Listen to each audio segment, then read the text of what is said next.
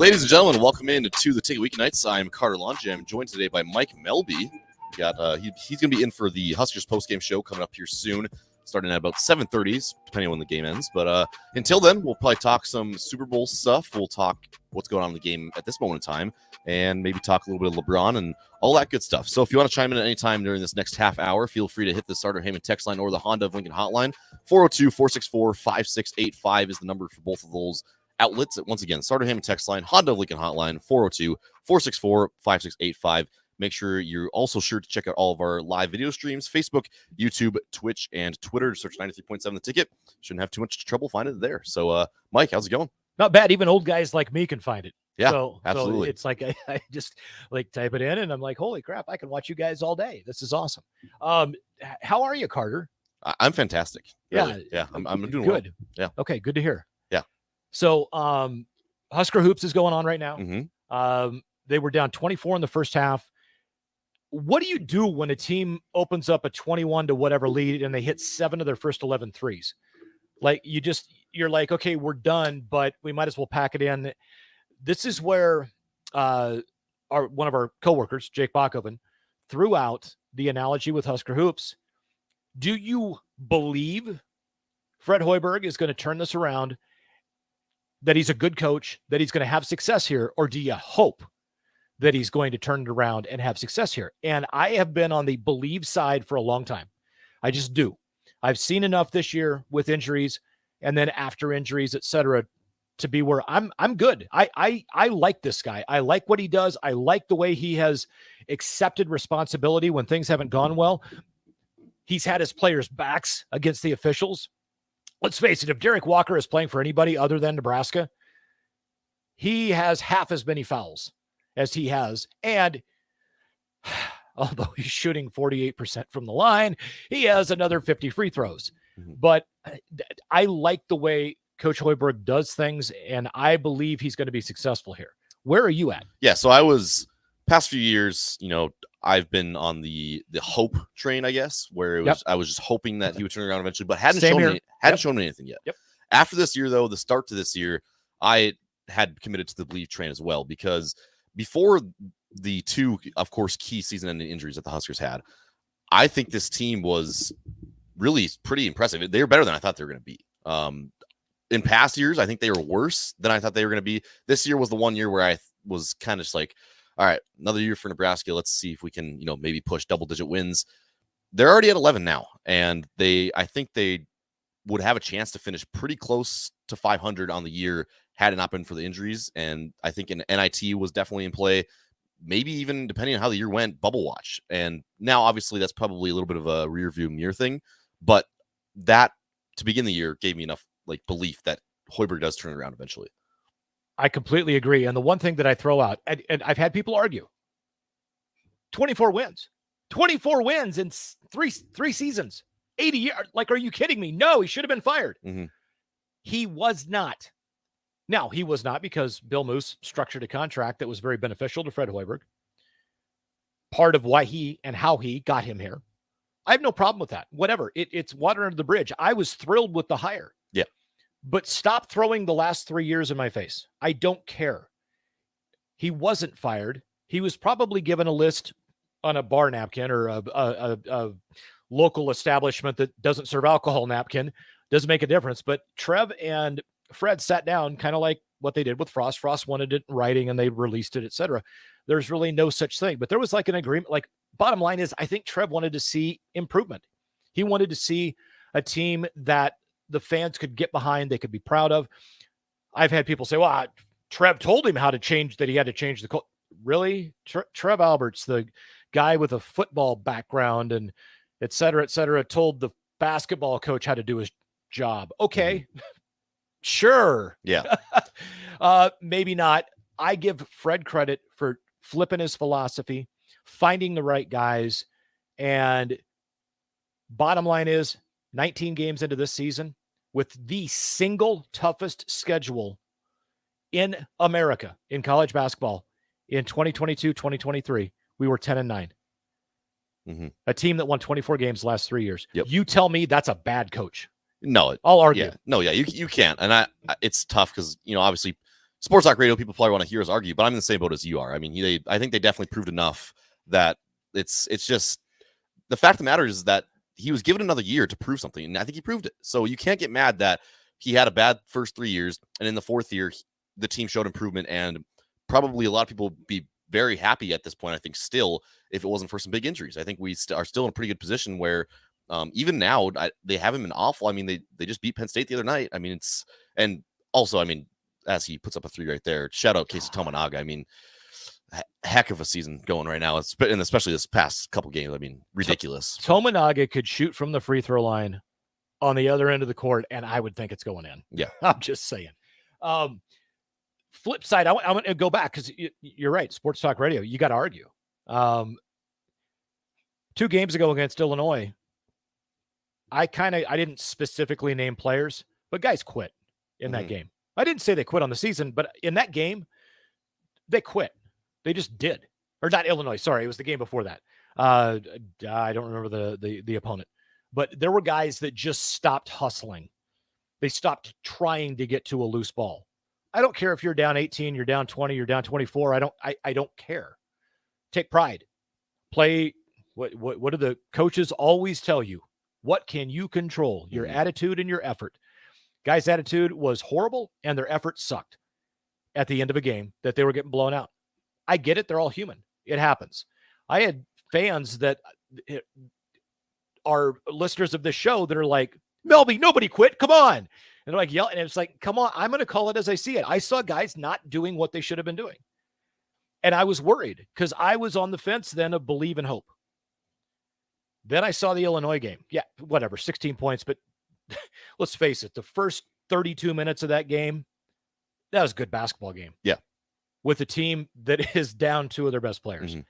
And then the Penn State game. And I'll be honest, man, now they're down 14. It's 81-67, 4:19 to go in the game at Michigan. They hung around, though. That's the whole thing. They were down 24. 8 minutes in. Like this could be a 50-point game right now. Like last year. PGA. Yeah, exactly. It's not. They were within 9 a minute ago. The curse that is against Nebraska basketball, where every opponent hits every 3 on random games, even though they shouldn't, this is kind of one of those games. Yep. Now, Iowa, Creighton, this year, they missed a lot of wide open threes. That curse reversed itself and whatever. But that's 2 best games for it to reverse, by the way. Yeah, exactly. I can't argue with that. That was 2 of the best days ever. Oh yeah. And Huskers are still hanging around. They still find a way. They sped their offense up. When we get into the Hoops postgame show here with Strick and Carter, you're more than welcome to stick around and chime in as well. The one thing I want to ask Strick about, because he's been hell-bent that we need to score 70 points. We got to find a way. Get the ball up and down the floor. Stop with the we have kind of numbers. It's a 3-on-2, a 2-on-3, or a 2-on-1, but we're going to slow it up because that's the offense we're playing this year. You don't have all the guys anymore. I literally said remove the breaks, not let off, remove them. I want 115 possessions a game. Strickland's not to that point because he's not insane. But he said get to 70 points, speed it up, stop with this slowing, get the ball up the floor. What have they done here recently? Ball's getting up the floor. Sam Griesel just had a 7-0 run himself a couple of minutes ago in this game. They're all essentially fast break points. That's what they're doing. And they've reinvented themselves again. They reinvented themselves off season, reinvented themselves after Juwan Gary got hurt, reinvented themselves after Emmanuel Bandamel got hurt. Here we are again. That's good coaching. I mean, whether people want to deny it or not, that is good coaching. You have to, react, adapt, overcome. Like something happens, you have a different team. Like obviously the team at the beginning of this year was way different than last year's team. So they changed their style of play. Yep. Halfway through the season, 2 of their main guys go down that were a big part of that change. They go back, change it again. Like that's all that credit, I think, goes to Hoiberg. I mean, yes, the players are doing a good job of adapting with it as well, but that's all like him recognizing and changing things. He's the guy at the top. He does get the credit, but Ernie Ziegler, Adam Howard, I'll tell you what, those guys got it going on, man. And Nate Linzer, his ability to develop players. Oh, yeah. You tell me Bryce McGowan's would not be the player he is in the NBA today. I get it. He was uber talented. Ridiculously raw, though, when he came to Nebraska. Exactly. He was not ridiculously raw when he left Nebraska. He had a skill set. He did some things that as the season wore on, I think he learned what, I do have 4 other guys on the floor with me. And I saw that improvement. Look at Derek Walker. I get it. Linter's only been with him for a couple of years, but like night and day difference. And Ernie Ziegler, man, I love the guy. I like what he brings to the table. And Adam Howard and his defensive philosophies, fantastic. This team is fighting, kicking, and screaming every game from here on out. I didn't think they'd win tonight. I'm pleasantly surprised that they're within 16. Michigan just hit a couple of buckets, got on a bit of a run. Dang it. That's what happens when you got the little guys inside against Hunter Dickinson. But I don't know. I believe. I think next year you got Eli Rice coming in. Ramel Lloyd is going to be a redshirt freshman. Do not tell me Jamarcus Lawrence, Denham Dawson, and Sam Hoiberg, this experience, the last 10 games of this year, are not going to pay massive dividends next year. Oh, for sure. Yeah. And then also, on the topic of Fred Hoiberg, shout out Sam Hoiberg too, because he has been really, really impressive. I don't think anybody saw him really seeing the floor this season. And the fact that he's been able to come in and play like this, he's been like the most efficient player on the floor for Nebraska the past few games. It's bad. We're at sports radio. We talk about it all the time. IQ, not book smart. Do you know the game? Do you know where to be? Do you know how to get somewhere efficiently? Do you know how to outsmart the guy, not necessarily outwork him? But by the way, you're going to outwork him too. When you do both, that's what Sam Hoiberg's doing, because he knows the work that needs to be put in. And he's just simply smarter at the game than a lot of guys that are playing. It's benefits of having a dad that's a college coach. Exactly. Former NBA coach too. Exactly. And so, yeah, Sam Hoiberg, like I said, I'm thrilled. And we can chat about other stuff. We got Super Bowl coming up, or the big game. I hope I don't get fined here by, Roger Goodell. Are we not allowed to say Super Bowl? I don't know. I'm saying it. First and foremost, I want to promote our show, the Husker Rewind. Tom Stevens and I normally do it 5 to 7 on Sundays. Tom and I are taking Sunday off, kind of. Tom is out of town, and he said, let's cancel the show. And I go, you know what? I'm going to invite a couple of friends, and I'm going to see if DP's okay if we move the show to 1 to 3. And I got a green check mark there. And I said, okay, well, here's what I'm going to do. It's going to be the Husker Rewind. I might do the starting gate and do a little bit of stuff that Tom and I do. But we're going to have a little bit of fun. And I gave you an invitation. Rico, I believe, will be here for a while. Nick will be here for a while. Who am I missing? Bach will be here for a while. If you want to swing in, we're going to be eating some kind of yummy stuff, because I tend to tailgate well. Food-wise, and I'm going to bring that into the studio. But we're going to talk Super Bowl. We're going to talk some Husker stuff, but we're going to talk some Super Bowl halftime stuff. We're going to talk some Super Bowl memories. We're going to talk NFL teams. What's your favorite team? That type of thing. Super Bowl commercials. We're going to make it a pre-Super Bowl watch party at Wings and Rings, by the way, with 93.7 The Ticket on Sunday afternoon to watch the Super Bowl. Go down Meridian Park, 70th and O. Hang out with the gang from 93.7 The Ticket. But before that, 1 to 3, it's the Husker Rewind / Super Bowl pregame watch party show. I think I'm going to trademark that. Yeah. Anyway, we're going to have some fun. It's going to be a good time, because I know how talented all 4 of you guys are. And I can't wait to hear the stories that you tell, because I'm old and things ache that I didn't know I had. So I have a lot of different memories than you do. And even though I've watched all the same Super Bowls you have here in the last handful of years, and I've seen the same things, et cetera, I had a little bit of experience before that. And so you don't have that background. Flip side is, I don't have the attention span, I think, that you guys did here recently, because I'm a Dallas Cowboys fan. I'm not going to apologize for it, even though I know people now want to stab me. It was started in 1974, and I was 7 years old. Just give me a break. I've been a Cowboys fan ever since. But they're horrible. They always will be, as long as Jerry Jones is in charge of that team. I have zero belief in Dak Prescott. I wasn't happy that they lost, but I had no confidence that they would win in the playoffs. I was stunned they won the first round game this year. But so I haven't paid as much attention. So you guys have a lot more knowledge on the more recent stuff, just because I'm more, you know what? The Cowboys are horrible again. So I just want to watch the Super Bowl for the commercials and to make some really good food and mix a couple of cocktails. Yeah.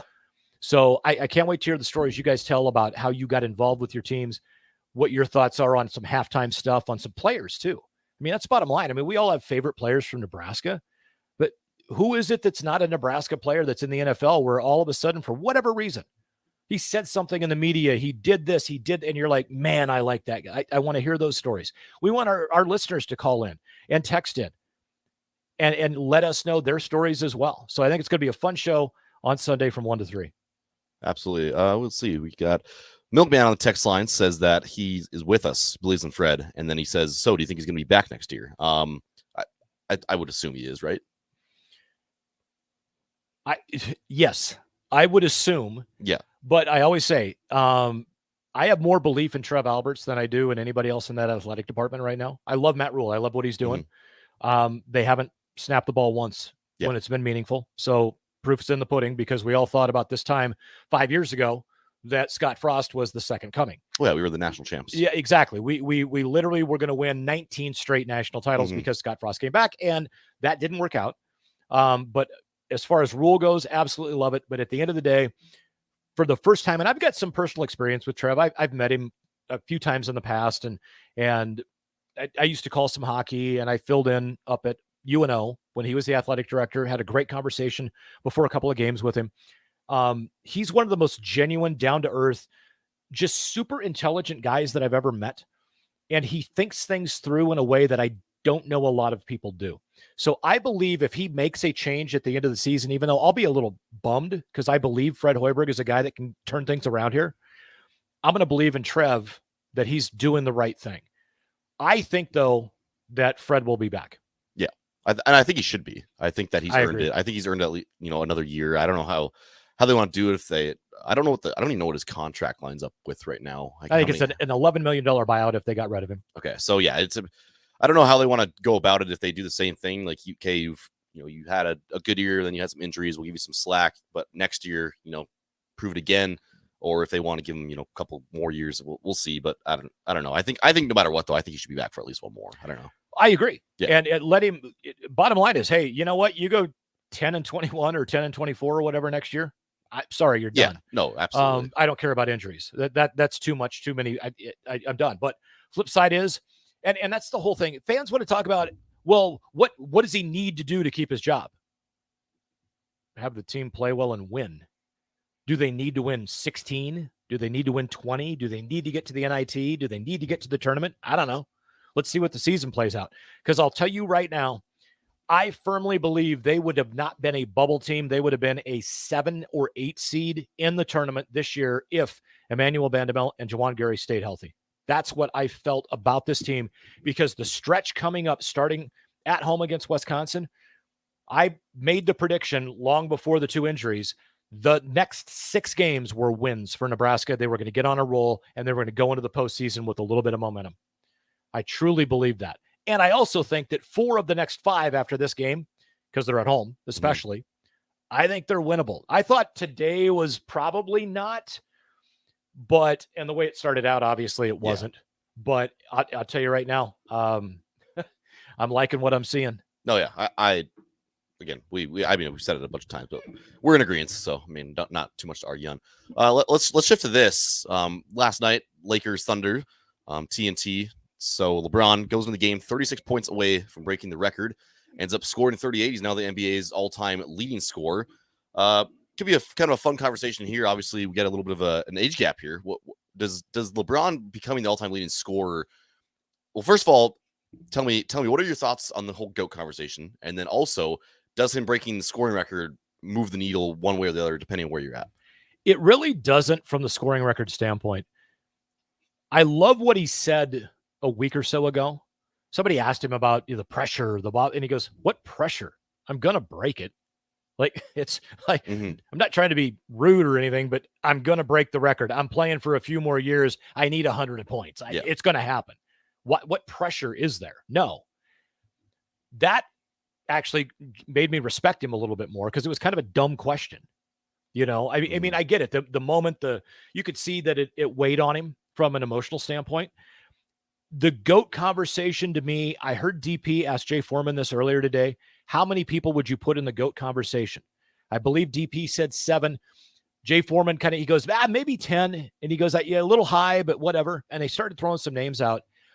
and they threw Shaq out. And I'm like, okay, I can see him being in the argument for being the greatest player of all time. But let me ask you just this simple question. Carter, let me ask you. Is Shaq better than Michael Jordan? No. So why is he in the conversation for greatest player of all time?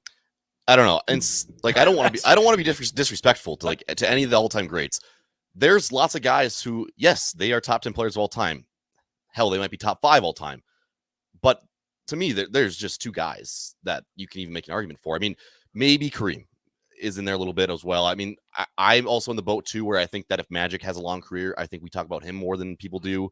Yep. I think you can make an argument for Kobe, but I've always been in the boat where he's the same player Michael Jordan was, but just a step lower. So to me, it's always been pretty much 2 guys, and you can definitely make arguments for other guys. Say they were more dominant, or they did certain things in certain ways where maybe you can make an argument that they're best player. But I think when it really boils down to it, I think there's just really 2 guys that you can say were the best players to ever take the floor. I agree with you. I can make the argument, being an old guy that never actually had a chance to see these guys play live, but Bill Russell and Wilt Chamberlain are 2 guys that I believe belong in that conversation. Because if you ask people that, and the game changes, it's a totally different game. Mm-hmm. People say that, well, look at what Wilt and Bill Russell did. And it's like, well, great, but they were so far beyond ability-wise the guys that they played against. Would they have been that dominant against Anthony Davis? Would they have been that dominant against Akeem Olajuwon?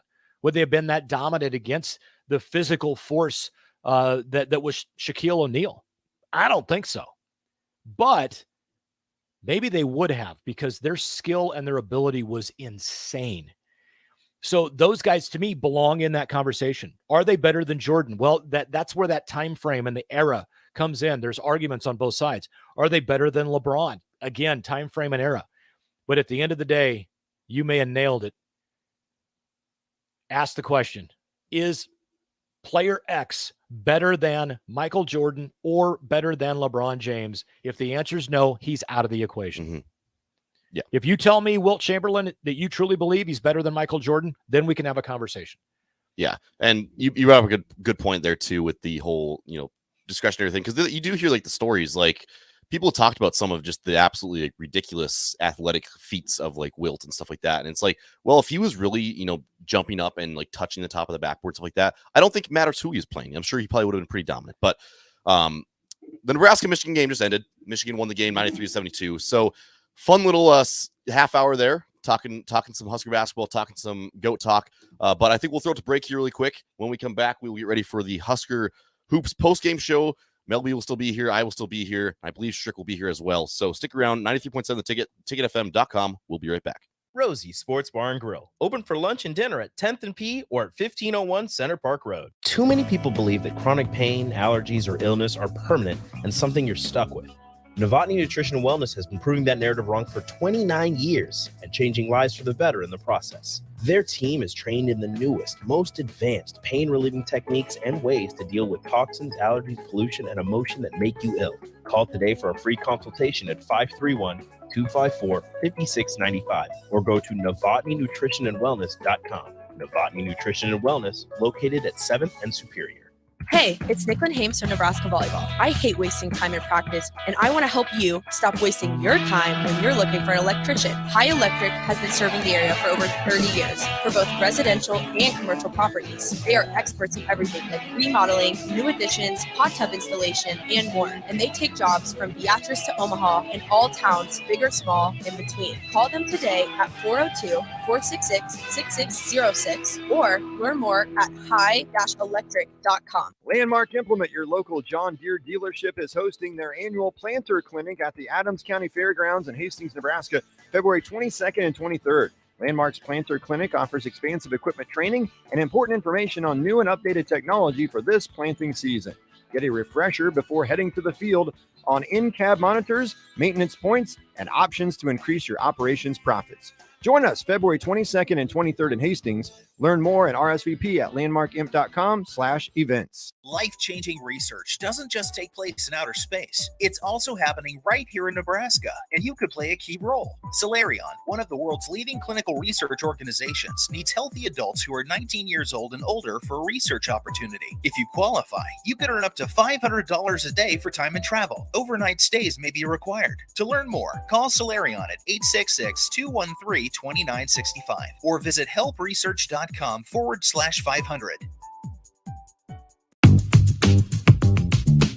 Sandhills Global is hiring. Check out sandhills.jobs for more information. Sandhills is looking to fill hundreds of new openings in sales, traveling support, software development, web design, and more. Sandhills has a professional culture and is fast-paced with a focus on growth, innovation, and leading-edge technologies. Career and internship opportunities are available at our global headquarters in Lincoln, Nebraska. Apply today at sandhills.jobs. If you or someone you know is having thoughts of suicide or experiencing a mental health or substance use crisis, call 988 for free, confidential, and compassionate support. On July 16th, the National Suicide Prevention Lifeline is transitioning to 988. There is hope.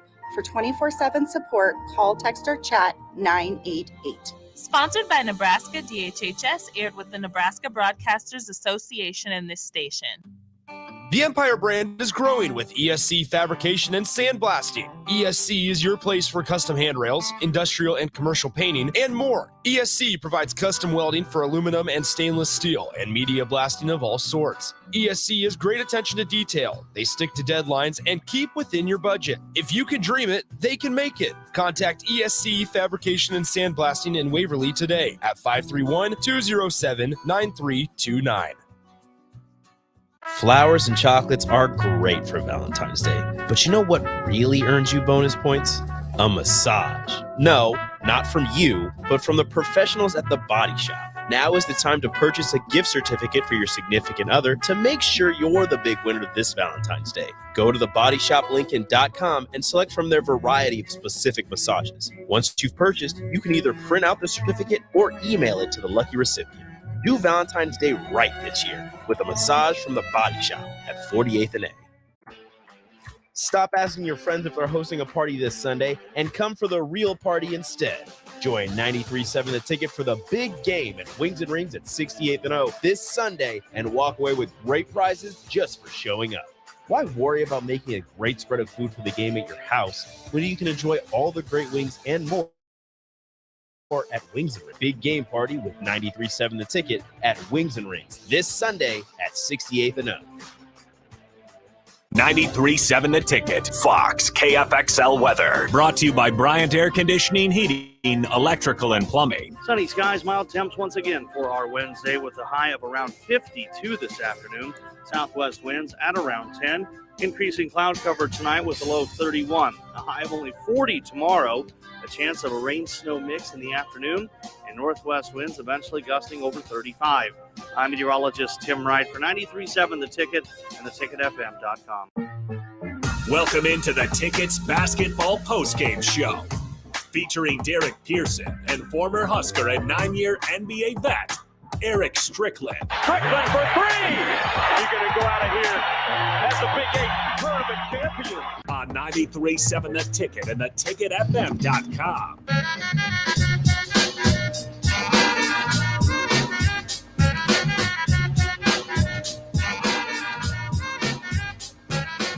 We need a three-sided coin to figure out who's going to take it. I'm going to grab it, and I'm going to say, welcome to the Hoops Postgame Show, brought to you by Action Plumbing and Heating and Wall-to-Wall Wine and Spirits. My name is Mike Melby. That is Carter. I can't remember your last name. I'm sorry. Longy. And Husker Hall of Famer, 9-year NBA vet, Eric Strickland, on with us as well for the Hoops Postgame Show. Huskers fall tonight, 93-72. They were down 24 in the first half. They got it down to 9 at one point in the first and second halves.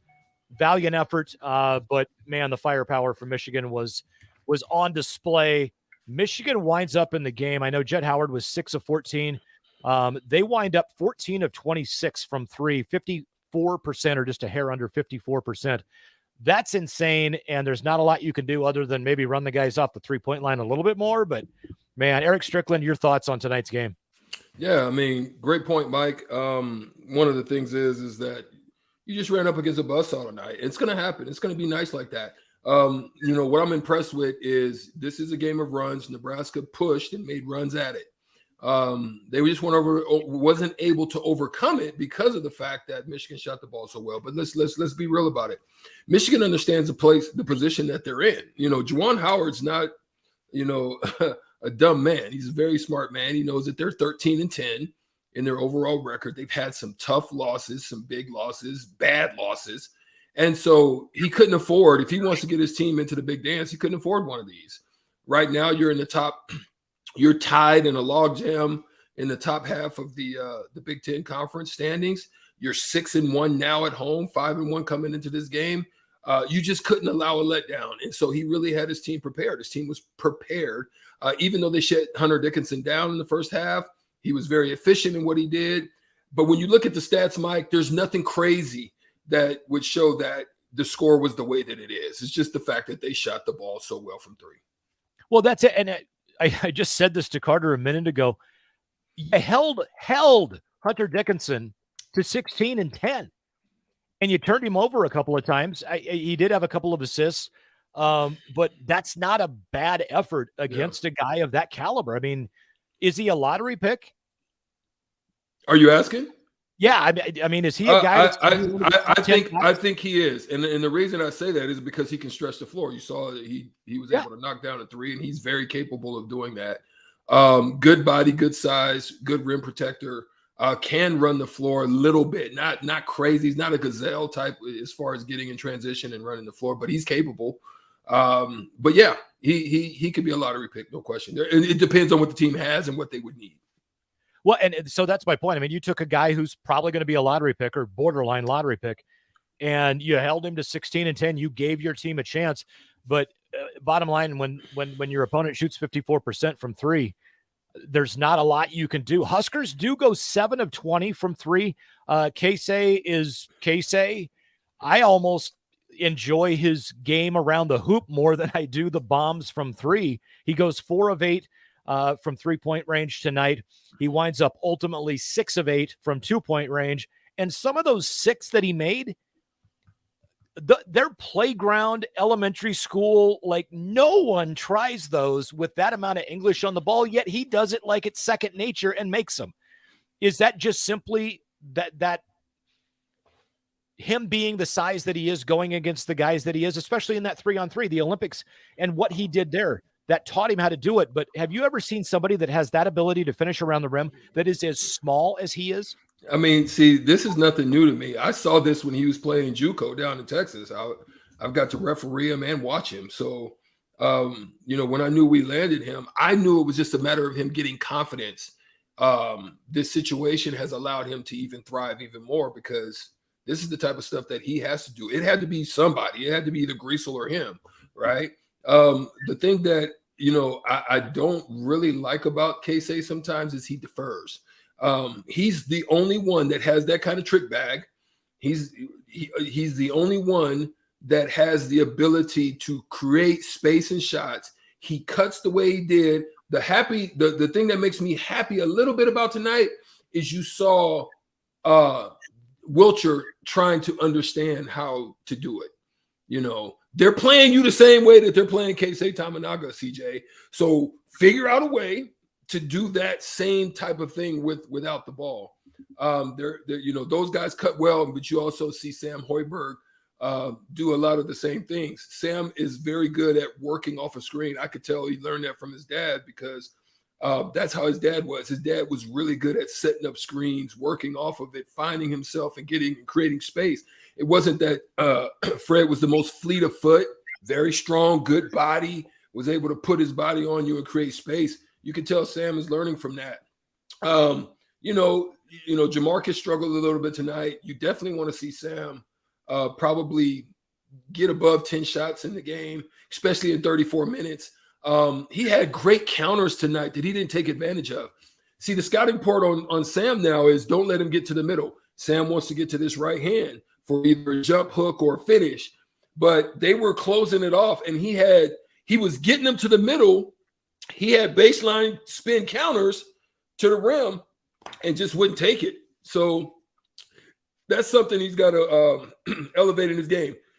Excuse me. There's one other thing that I saw that obviously Derek had a tremendous game again, played very well for the most part. Early missed some layups, so you hate that. But Williams, Williams the second, he did something that I would have liked to see from Derek Walker, and that's when Derek was kind of backing off of him, and they were kind of closing down on Hunter Dickinson. He popped that little mid-range shot and hit us with it. That's the one I'd like to see from Derek Walker a little bit more as well. And Strick, Blaze Keita, in the few minutes that he got tonight, his only shot was the shot you just talked about. Now, it wound up a little short, but that's that shot, man. Like, think about how we're talking about a guy that tonight goes for 15, 7 rebounds, 8 assists. And the most important stat for me for Nebraska basketball tonight is turnovers. This has been their bugaboo since Juwan Gary and Emmanuel Bandabel went down. And let's face it, Derek Walker has had 20 turnovers in his last 4 games. He's averaging 5 a game. He had 1 turnover tonight. Nebraska only had 8. But Derek goes for 15, 7, and 8 tonight. And we're kind of critiquing his game, which is never a bad thing. But that little 12 to 15-foot jumper, man, that would just be such a. It would open up his game. Yeah. Yep. Yeah. It would totally open up his game. And look, he was 50% from the field today. It could have been even more. He missed a couple of, layups that he would normally make. And it's just one of those things. But the thing is when you're down like this, and this is future, because I figured that this game was going to be tough for them. Understanding what they were coming up against, knowing that Juwan was going to have this team prepared, knowing what they were up against. And you cannot have a quad 3 loss. You just can't have it. And so, especially at this time of the season, and the gauntlet that they're about to run, they still got to face, I think, Indiana, Rutgers, and there's one other ranked team. They've got still 3 ranked opponents that they've got to face going down the stretch. So they can't have any let-ups of any kind. Now, I still feel good about Nebraska. I still like this Nebraska team. If they can play like this, make some free throws, and continue to play this style, they'll win more games. I think there's still two to three more that are capable, especially with having 4 more games at home. Well, and those 4 games at home are against Wisconsin, a team that has kind of lost its footing as of late. Yeah. Maryland, a team that is fantastic at home and not exactly fantastic on the road. Minnesota, who has struggled all season, and Michigan State, who, I mean, let's face it, Tom Izzo is always going to be a tough out no matter where the location is. But this is senior night for Derek Walker, Sam Griesel, Emmanuel Bandamel. They'll never put on the Husker uniform again. That weighs, man, and it doesn't weigh on Nebraska. It weighs on Michigan State. So with those 4 home games, I don't know. I'm not anointing anybody anything or saying they're going to, win 4 of their next 5 and, maybe drop the 1 at Rutgers, et cetera. But I like their chances in those 4 home games specifically. And let's face it, the Rutgers game, that's just going to be fun to watch because it's going to be a rock fight. Because both teams play kind of the same way. Nebraska, I want to ask you, Strick, especially in the first half, Nebraska, to me, sped up their half-court offense. Mm-hmm. The cuts were faster. The passes were faster. There was little to no hesitation. It didn't continue throughout the entire game, but to me, it was noticeable. Is that something you noticed as well, or did I have something weird with dinner? No, you did. But the issue with that is they don't have the depth to continue. That's why I like to mix up on the zones.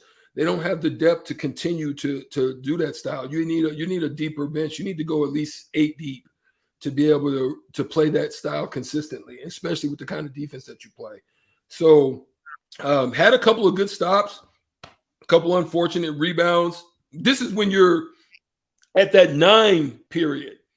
That's the ones that hurt you, because then all of a sudden, they either hit a bucket or hit a 3, and it kills your momentum tremendously. So, but yeah, Casey's got to continue. You've got to continue to find ways. I love the set that they ran early in the game, getting him off of a little fake action to come over the top. But Keisei's looking really good right now. And this is good for him. This is good for him. I think Keisei still has the ability to handle the ball a little bit more. He's probably more of a creator as not only for himself, and I think that's what they look at him as, is that he has scoring creativity, but he has more than that. He's really capable, and you saw him find Derek Walker earlier in the game for a nice dunk. Those things are available for them, if they're able to run it a little bit more, man. They've just got to figure out. Good for Bryden Bach, was able to finally see a bucket go in. So I know he's got to be feeling a little bit better about himself, but they definitely got to get CJ going. If they're going to have a chance to just make a huge run going into the Big Ten tournament, they need to get CJ going too, because you need to have two options at range, because you can't, the inconsistency of Jamarcus Lawrence, you just don't know. And you're not going to get that from Denham Dawson. That's just not his style. But you got to get transition buckets. Like if you're going to run early, start looking for him up the court. Find him and let him be able to use his body and his athleticism to be able to create opportunities for himself. Absolutely. I saw a text earlier to this week that said, breaking news, Steph Curry is the American Keisei Tominaga. I thought that was a fantastic tweet. So, because Tominaga has been labeled as the Japanese Steph Curry, and it's like, let's flip it right now, because Keisei's been on fire as of late. Moving forward in the season, Strick, what else can they do with Keisei, who seems to be a guy that you can count on to just, the energy he plays with, he's got to maintain the intensity on the defensive side of the floor as well. But what else can they do with him to keep him going? And where else can they find offense? Is it Sam Griesel with what he did in that about 2-minute stretch when he himself went on a 7-0 run tonight, where he just simply takes advantage? Instead of trying to slowly back a guy down, he just blows by him and is like, you know what? You're either going to block me or I'm going to dunk on you, or you're going to get me an and one. I don't care. That's what it seemed like he got a mentality of for a little period of time. But where else can they go with the inconsistencies of some of the younger guys? Because it looks like Keisei's on a bit of a roll. You're going to ride it as long as it goes. He'll obviously have an off night at some point. But what other options do they have here? It's sad to say, the only one that looks like he can create at the basket, get open, find space, willing to take hardline drives, and either kick and finish is freaking Sam Hoiberg. And I hate to say that. That's the thing I see. And he's willing to take the big shot. Coming down at half, got them, down to 11. That's huge. I mean, it's sad to say, but if Wiltshire's struggling, then hey, Sam Hoiberg, he's the only other one outside of maybe Jamarcus Lawrence that has the ability. But maybe being on the road in that atmosphere, it seems that Jamarcus plays better at home, with a little bit more consistency. But we definitely need Griesel to at least have his shot attempts up in the at least the 10 to 14 range minimum, if they're going to have some success. But listen, they're 330, I think, third or fourth in free throws. If you're going to win games, whether it be down the stretch or get yourself back into the games, because to get back in the games, Mike Melby and Carter, you can't just rely on threes. Threes don't just, they can get you back into the game if they're taken correctly. But it's working inside out. It's getting easy opportunities, getting to the free throw line, working the mismatches and the disadvantages that are out there, and then finding guys that are after there's collapses or after there's multiple passes, and then you're knocking shots down with defense and securing rebounds and maybe getting some fast break or steals. That's how you get into games, or you run up numbers. How you press that is the same way. It's either getting back into the game that way. See, everybody thinks it's shoot three, shoot. No, that's how you shoot yourself out of games a lot of the times.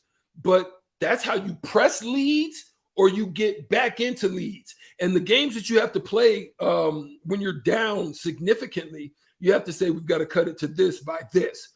You got to play little mini games within the shot, within the clock structure, and then that's how you're able to overcome leads. You don't do it by one shot's not going to get you down back into a 20-point lead. It's not going to do it. But that's the whole. There's not a 20-point play in college basketball. So set the goals for those, and it's basically between timeouts, is it not? Yeah. Hey, we got when we get to the under 8, we're down 18 right now. When we get to the under 8, let's get it to 11. Yes. Don't worry about it. Just get it to 11. Get it, make it a realistic goal, and have the guys play within control. It's the Hoops post-game show here on 93.7 The Ticket. It's brought to you by Wall to Wall Wine and Spirits and Action Plumbing and Heating. That's Eric Strickland, Carter Longy. I'm Mike Melby. We'll be back with more right after this. If your home isn't delivering the year-round comfort you expect, call the experts at Bryant. Warm and cool, comfort and confidence. Bryant Air Conditioning and Heating. Call 467-1111. Hi, it's Charlie Stone again, and with me on the line, Andy Goodyear, General Manager of Honda of Lincoln. Andy, I know how proud you and everyone at the dealership are to earn the prestigious Honda President's Award year after year, 17 times. Tell our listeners what it means to you and your customers. Thanks, Charlie. Yeah, all of us are extremely proud to have earned this award, and I want all of our customers to know it's not just earned by one person's efforts. It's the entire dealership. Sales, parts, and our amazing service department. 17 times. Wow. How does that compare to other Honda dealers? This award is only given to the most elite dealerships that demonstrate excellence. We really do strive to go above and beyond for the ultimate customer experience before and after the sale, Charlie. That's why for 2022, Honda of Lincoln is once again Nebraska's #1 volume Honda dealer. Come experience the Honda of Lincoln way of doing business, 27th and Yankee Hill Road, or online at hondaoflincoln.com. Landmark Implement, your local John Deere dealership, is hosting their annual planter clinic at the Adams County Fairgrounds in Hastings, Nebraska, February 22nd and 23rd. Landmark's Planter Clinic offers expansive equipment training and important information on new and updated technology for this planting season. Get a refresher before heading to the field on in-cab monitors, maintenance points, and options to increase your operations profits. Join us February 22nd and 23rd in Hastings. Learn more and RSVP at landmarkimp.com/events. Gentlemen, Valentine's Day is just around the corner. Don't be that guy running to the store for flowers and a card on your way home. Hey, Rick Heyman here from Sartor Heyman Jewelers. We have great Valentine's gifts in store now. And if you spend $99, we'll throw in a free bouquet of a dozen roses. Give her what she really wants this year and let us do the rest. Sartor Heyman Jewelers, your hometown jeweler since 1905 in Lincoln and Grand Island. Online at sartorheyman.com. Too many people believe that chronic pain, allergies, or illness are permanent and something you're stuck with. Novotny Nutrition and Wellness has been proving that narrative wrong for 29 years and changing lives for the better in the process. Their team is trained in the newest, most advanced pain-relieving techniques and ways to deal with toxins, allergies, pollution, and emotion that make you ill. Call today for a free consultation at 531-254-5695 or go to novotnynutritionandwellness.com. Novotny Nutrition and Wellness, located at 7th and Superior. John Henry's Plumbing, Heating and Air. When it comes to your home or business, we know you have options, and that's why John Henry's Plumbing, Heating, and Air Conditioning gives you just that, options. We have plumbing, heating, and cooling memberships to serve all of your residential and commercial needs. We want to ensure you, your family, and your business are safe. Visit our website, jhlincoln.com, to find out more or call us at 435-5555. John Henry's Plumbing, Heating and Air. James Enterprise Incorporated, that company that hauls your gravel, rocks, and material for your farm or construction site, says thank you to the people of the healthcare community for putting yourself in the way of danger to save the public. That is what it means to be a hero and to build a beautiful legacy. This message brought to you by James Enterprise Incorporated. For all your hauling of rock, gravel, and materials, call them at 402-432-6740. That's 402-432-6740. Hi, Sean Callahan here for Coppell Chevrolet GMC, wanting to say Happy New Year and thank you to all of you for your continued support. We have just closed out another outstanding year, and we want to start 2023 off with a bang. The new GMC and Chevrolet inventory continues to roll in, and I'll actually be picking up my 2023 GMC later this month. So with interest rates continuing to climb, Coppell is partnering with General Motors and now offering 2.9% APR on select models. So we invite you to the dealership. Check us out online at coppellcars.com. You'll be glad you did. All deals with approved credit. The Empire brand is growing with ESC fabrication and sandblasting. ESC is your place for custom handrails, industrial and commercial painting, and more. ESC provides custom welding for aluminum and stainless steel and media blasting of all sorts. ESC has great attention to detail. They stick to deadlines and keep within your budget. If you can dream it, they can make it. Contact ESC Fabrication and Sandblasting in Waverly today at 531-207-9329. If you or someone you know is having thoughts of suicide or experiencing a mental health or substance use crisis, call 988 for free, confidential, and compassionate support. On July 16th, the National Suicide Prevention Lifeline is transitioning to 988. There is hope. For 24/7 support, call, text, or chat 988. Sponsored by Nebraska DHHS, aired with the Nebraska Broadcasters Association and this station. Back to the Tickets Basketball Postgame Show, featuring Derek Pearson and former Husker and 9-year NBA vet, Eric Strickland, on 93.7 The Ticket and theticketfm.com.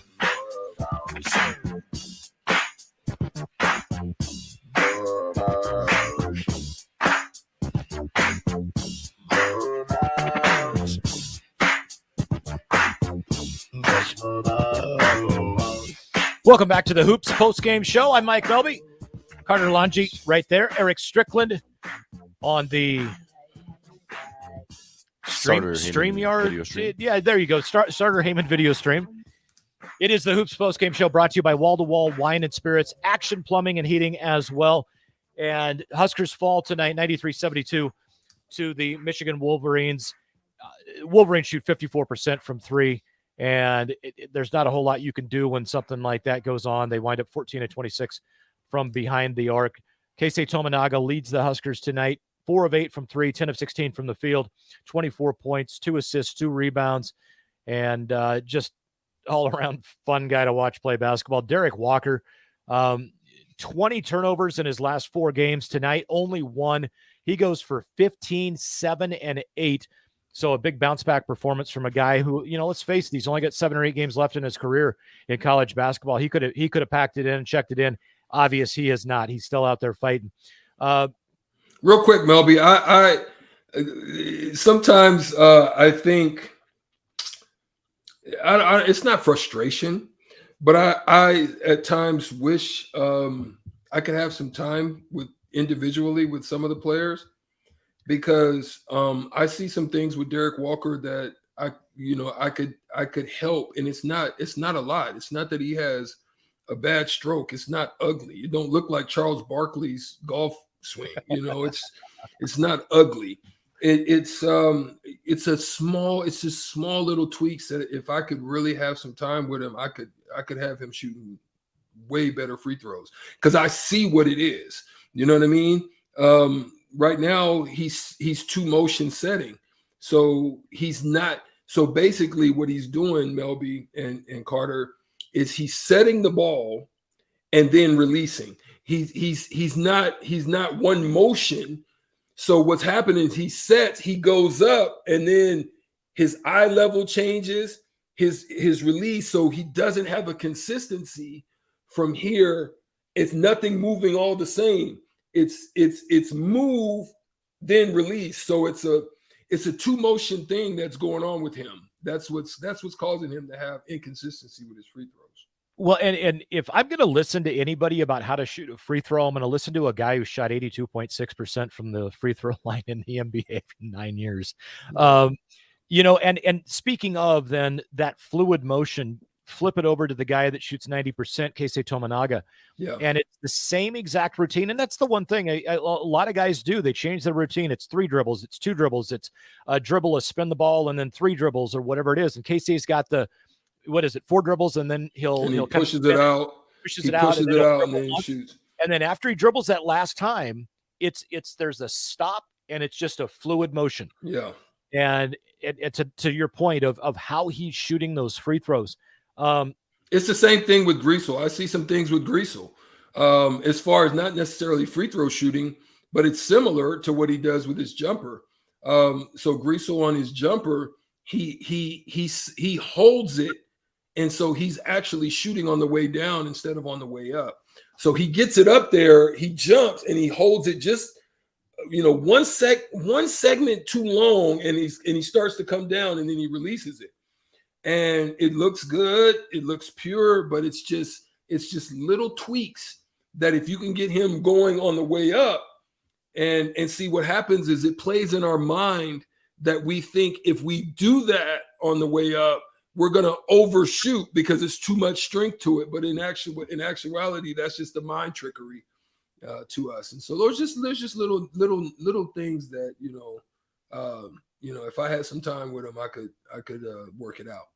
Off the Sutter Heyman text line, I want to jump into a couple of texts we got. Kevin in Southwest Lincoln, obviously not a fan of either Scott Frost or Fred Hoiberg. We'll kind of let him have his say there that he's not overly thrilled with the way things went tonight. But the Milkman asked on the Sutter Heyman text line, bottom line, just a simple question. Do you think Fred Hoiberg will be the Nebraska basketball coach in 2023, 2024? Yeah, I do.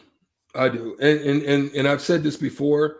And the reason I say this is because to be able to do what he's done in changing a culture in 1 year with some additions, now you understand the way that you need to play in the Big Ten. Now you got to recruit to that style. You've got to recruit to those adjustments that you made. And I can't fault him for that. I think he's overperforming for what he's got, man. It's sad. I mean, I'm not gonna. When you think about some of the stuff, like I would say early on, you're giving a hand that was dealt from the other man. Then you have this COVID situation. Then you have a bunch of guys that come and break camp and leave, i.e. if you have a few of those guys left over, you might be okay. And then you have what you got and you change the culture. This is a winning style culture that they have. It's just now they've lost a lot of their firepower, a lot of their depth.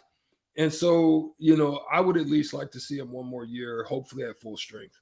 Well, and the one thing that I guess I've thrown out to the people that don't necessarily, your old co-host, Jake Bachhoven, asked a few weeks back, do you believe or do you hope? And I said, I believe. And the thing is, when Emmanuel Bandamel and Juwan Gary are out of the lineup, it's not points that you miss.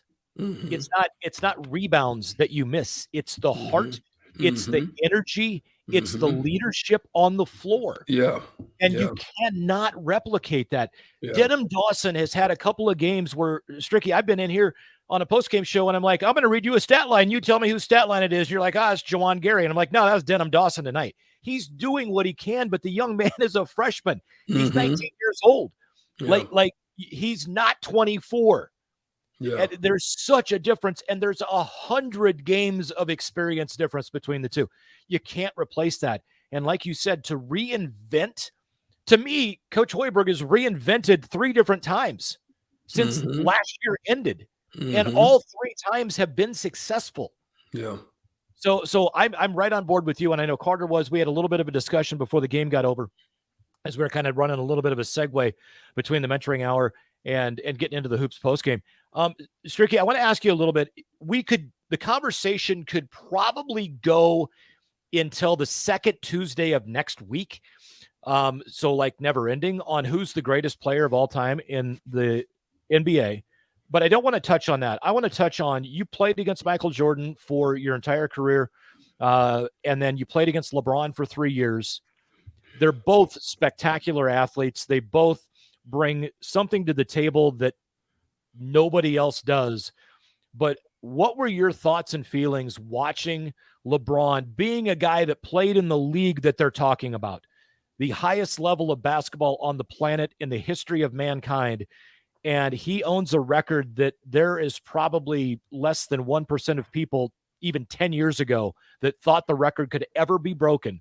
And he broke it last night, and he's going to shatter it because he's got a few more years.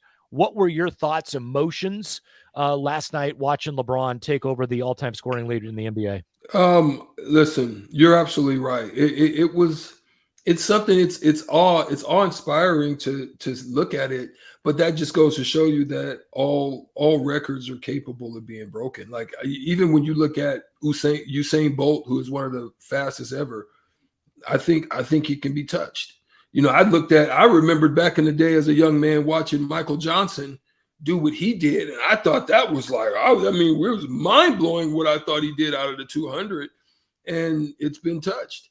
So I just think, someone coming along, maybe it's Victor Wembanyama, somebody that's gonna, come out of the woodworks and just be an absolute anomaly in the style and the systems that have been played.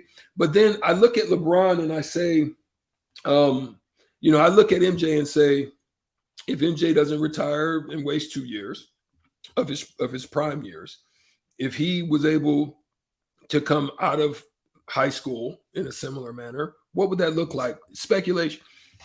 But then I look at someone probably who not in his total game, but is a form in the physicality part of the NBA that I played that was like LeBron. That if he would have had the now I'm gonna step off Michael Jordan because everybody's you say I'm going to somebody that looked like him, that was his kind of type, and that's Karl Malone. If Karl Malone played in this style of NBA with the way that he plays, and he got 36, do you understand? He could shoot free throws too. So do you understand what his numbers could have looked like?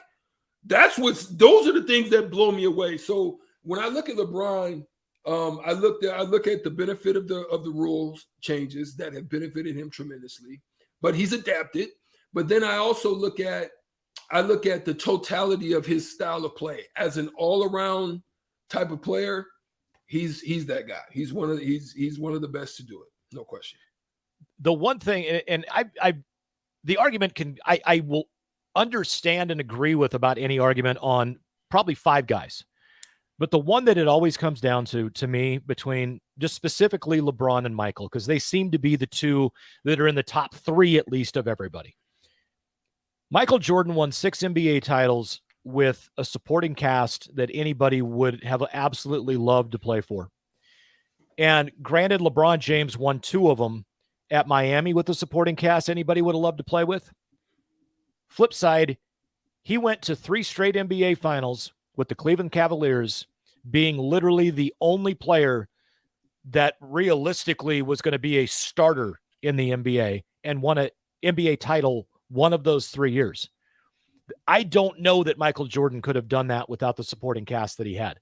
LeBron, to me, just from the ultimate team standpoint of the game, I always give the nod to him because of that one championship and that 3-year run in Cleveland when he went back and was able to get to the finals those 3 years and win the one title. That they had great role players, but they were 6th and 7th and 8th guys on almost everybody else's roster. Mm-hmm. Yet they were, and ultimately 4 other guys were starters on that team. Well, you're absolutely right. But then, okay, I love what you're saying. Just put MJ into that, on that same situation, in that same time. There you go. In that same time with a weak Eastern Conference. Very true. Because the Eastern Conference was very, very pluckable back then. I mean, you maybe had 4 teams, maybe. Yeah. Because so I'm just saying, look, you're absolutely right. You've got to give him credit for that. But then I would look at it and say, with the rules of the day, you put Mike in that same situation in a weak Eastern Conference with that same type of team. Yep. LeBron averaged dang near 40, dang near in the playoffs. Yep. And shoot, what could MJ have done? There's not many people that could have handled him with the way the rules are today. There's not being able to put hands on him. Now, I'm not going to take that away from LeBron. I'm absolutely with you because he did carry that team. That was a phenomenal feat, and you still had to beat a tough team in the Western Conference. So yeah. And I got to change the tone of that a little bit. There were two guys, Kevin Love and Kyrie Irving, that obviously could have started for other teams, but like they literally didn't have much of a bench, or even they didn't have 5 NBA starters on that team. Mm-hmm. And that's where, like, I always just kind of go, if you're going to make me pick, I'm going to pick him because of that time frame. And then the fact that, he's done it with 3 different teams. So at the end of the day, though, today, Nebraska basketball falls 93-72 to the Michigan Wolverines, and they're 11-14 on the season, 7 games left. You've got 4 of them at home. And it's a stretch that I think we're going to learn a little bit more about how good a couple of the guys that were role players coming into the season can ultimately be. This is the Hoops Postgame Show. It's brought to you by Action Plumbing and Heating and Wall-to-Wall Wine and Spirits. I think the goal, Mike, I'm sorry. I think the goal is to get to 500. Like, you've got to be looking at what goal can we set right now, especially with the home games that we have coming down the stretch. Your goal should be get to 500. You have the potential to do that with what you have coming down the stretch. Now, I'm talking about to finish the season, not going into Big Ten play. Big Ten play, unfortunately, you're going to probably be stuck in that 10-14 range again. And that play-in game is not going to be, you could probably get the first one, but, Man, I'll tell you what, Eric, I'll tell you what. They're 11-14. For the sake of argument, let's just say they win all 4 home games. Somehow, some way, whether it's smoke and mirrors, whether Sam Hoiberg leads the way, I don't know. I don't care. They win all 4 home games. They're 15-14, and they've got a rock fight in Piscataway against Rutgers, and then they play an Iowa team that they destroyed at PBA a while ago. I mean, realistically, they could be 15-16 or 16-15 if they simply hold serve. And it's not very easy to win any Big Ten game anywhere. But if they somehow could win those 4 games, they're 15-16 or 16-15 going into the tournament. I think the discussion about whether Fred Hoiberg's coming back is over. And at that point, I am literally at that point hoping somehow, some way, get it to at least 500 and get into the postseason. Yeah. Like, that would be insane. Yeah. Especially with the way this team looks. Yeah. I go back to 7-8 years old when I long story, I'm moving to Texas and coming back, but I actually had an opportunity to hang out with Stan Cloudy and Clifford Scales and Jack Moore when I was a kid. Some of the foundational players for what, ultimately was modern day Nebraska basketball. I had a chance to meet Dave Hoppin when he was playing. And I was so enamored with this program. And that's what, like, I keep coming on. I'm like, man, I believe. I'm a dreamer, man. This is my team. I love Nebraska football, but not as much as I love Nebraska basketball. So I'm sitting there looking at it. And with what we've seen the last 3 games, I believe there is a chance they could somehow figure out a way to get to 500. Yeah, shoot for it. I mean, you don't make any shots that aren't taken. So go ahead and shoot for it.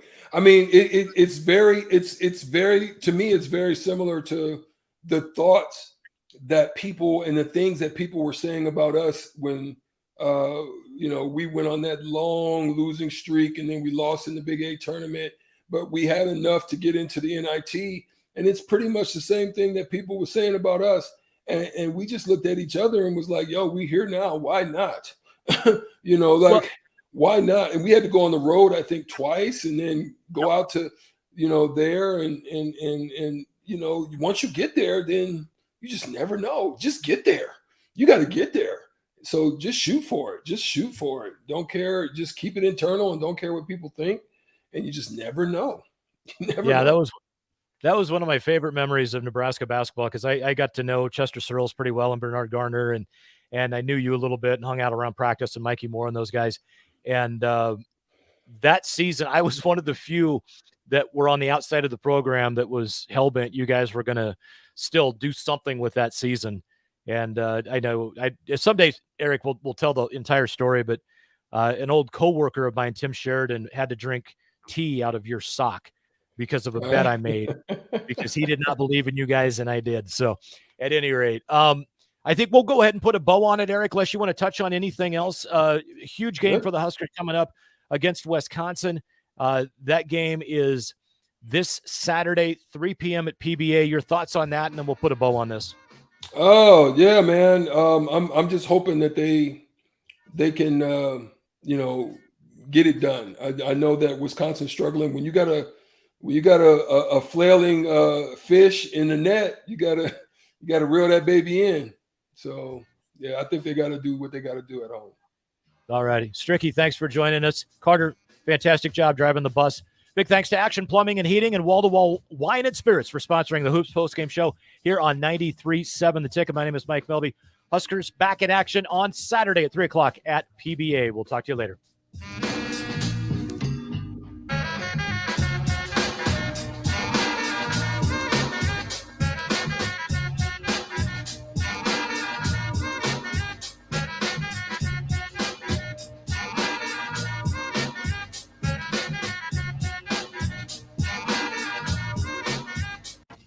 Attention all Wings fans. 89 Cent Wings are back on Tuesdays at Buffalo Wings and Rings in Lincoln. Enjoy the best wings in